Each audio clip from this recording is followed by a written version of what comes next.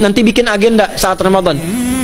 Ya, supaya nggak pusing nanti. Kalau masuk hari pertama apa yang dikerjakan, hari kedua apa yang dikerjakan, subuh apa, siang apa, sore apa. Cuman nanti saya berikan 3 yang pokok ini. Ada 3. 1, meningkatkan sholat. Saya ulang ya, meningkatkan apa? Sholat. Kalau meningkat secara singkatnya berarti bertambah dari yang sekedar fardu, tambah dengan apa? Sunnah.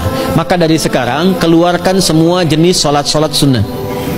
Keluarkan dari sekarang apa saja, siang dan malamnya. Yang rawatib ada berapa rawatib? Rawatib 12. Ya, rawatib itu yang melekat dengan sholat fardu dan menentukan untuk memperbaiki sholat fardu. Menambah. Jadi kalau kurang khusyuk ditambah dengan sunnahnya disebut rawatib. Bisa sebelum, bisa setelah sholat fardu. Ada 12 dari hadis Nabi sallallahu alaihi wasallam. Man shalla isnatai asyrata raka'atan, siapa yang sholat 12 rakaat fi yaumin wa lailatin, yang mengiringi sholat fardu siang dan malam. Ya, bunyalahu bihinna baitun fil jannah, maka akan dibangunkan baginya satu rumah di surga kalau konsisten menunaikan 12 itu sampai meninggal dunia.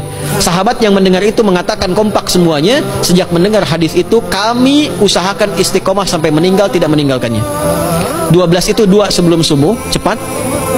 4 sebelum zuhur, 2 setelah zuhur, 2 setelah maghrib, 2 setelah isya. 2 rakaat sebelum subuh, 4 rakaat sebelum zuhur. Kalau nggak bisa 4 rakaat karena terbatas waktunya, boleh 2 rakaat khusus untuk sebelum zuhur. Kalau nggak bisa 4, boleh berapa? 2. Dalilnya hadis Ibnu Umar radhiyallahu taala anhuma. Kata beliau, hafidtu asyra rakaatin, saya hafal 10 rakaat dari Nabi sallallahu alaihi wasallam salat sunnah. Maka menyebutkan sebelum zuhur 2 rakaat. Baik, jadi 12 ya. 2 sebelum subuh, 4 sebelum zuhur, 2 setelah zuhur, 2 setelah maghrib, 2 setelah isya. Ini yang disebut dengan rawatib.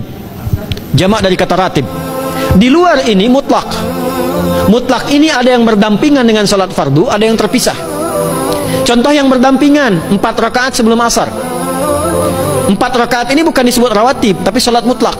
Cuma waktunya berdampingan dengan salat fardu. Jadi dia nggak memengaruhi salat fardu, cuma punya keutamaan sendiri. Apa keutamaannya? Hadis Ibnu Umar radhiyallahu taala anhuma, ketika beliau menyampaikan qala Nabi sallallahu alaihi wasallam rahimallahu ra'an shalla qabla al-'asri arba'an. Allah akan menambahkan rahmat pada orang yang terbiasa salat 4 rakaat sunnah sebelum salat asar. Jelas ya? Baik. Kemudian apalagi setelah itu? Salat di antara adzan dan iqamah. Ya, di antara adzan dan iqamah. Tahiyatul masjid. Apalagi misalnya salat duha. Duha dibagi 3. Awal duha itu kurang lebih 1,5 jam setelah salat subuh. Subuh sekarang misal 4:30, maka jam 6 muncul awal duha. Namanya syuruk. Saya ulang, salat apa namanya? Syuruk itu salat awal duha. Jumlah rakaatnya 2 rakaat. Man sallal ghadata fil jama'ati thumma yaqudu yadhkurullaha subhanahu wa ta'ala fa yusalli rak'ataini fakana alaihi ka ajri umratin wa hajjin, ya ka ajri ummatin wa hajjin tamatan. Siapa yang salat subuh 2 rakaat dengan berjamaah, ya, dan umumnya kalau berjamaah bisa ke masjid di masjid. Kalau tak mampu ke masjid, tunaikan di rumahnya. Setelah itu tidak beranjak dulu, dia duduk untuk berzikir kepada Allah. Zikir itu bisa baca Quran. Quran surah 15 ayat 9 itu Quran disebut dengan zikir. Quran surah 54 ayat 17, 22, 32, 40 itu Quran disebut dengan zikir. Bisa baca Quran, bisa berdoa. Doa disebut dengan zikir. Quran surah ke-7 ayat 205. Ya.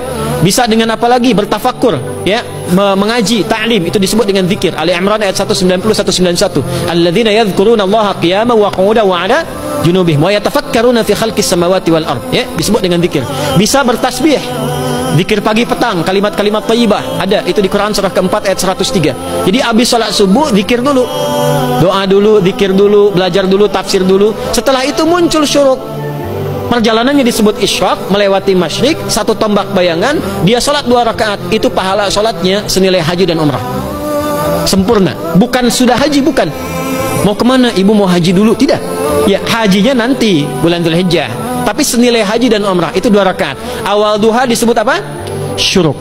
Pertengahan duha sekitar jam 9 jam 10. Jumlahnya 2 sampai 4 rakaat. Ya, 2 sampai 4 rakaat. Apa fungsinya? 1, mengganti seluruh zikir yang ada dalam tubuh kita. Mata berzikir, telinga berzikir, lisan berzikir, bisa diganti dengan 2 rakaat duha. Itu waktunya pertengahan duha.